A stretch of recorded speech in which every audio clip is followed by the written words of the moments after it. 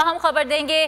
जापानी बहरिया के जहाज युगेरी का कराची बंदरगाह का दौरा। तर्जुमान के मुताबिक पाक बहरिया के आला हुक्काम और जापानी दिफाई अत्ताशी ने जहाज का इस्तकबाल किया। इस हवाले से मजीद तफसीलात बताएंगे नुमाइंदा खुसूसी अहमद मंसूर हमारे साथ मौजूद हैं। जी अहमद।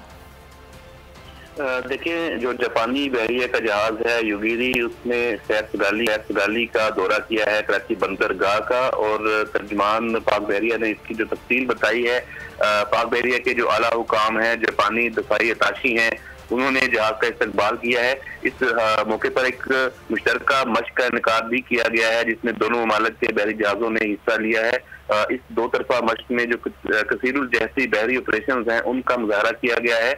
और इस मश्क का मकसद दोनों बहरी आवान और इंडियन ओशन जो रीजन है, उसमें मैरी टाइम सिक्योरिटी का फरोग था। तर्जुमान पाक बहरिया का ये भी कहना है कि दो तरफा खित्ते में अमन इस्तेहकाम के लिए पाक बहरिया का जो अज़्म है, उसकी आईनादार है। और ये जो जापानी बहरिया का जहाज आया है, कराची बंदरगाह का दौरा किया है, ये बहरी मश्क अमन 21 में भी शरीक था। जी, बहुत शुक्रिया अहमद मंसूर, तफसीलात से आगाह कर रहे।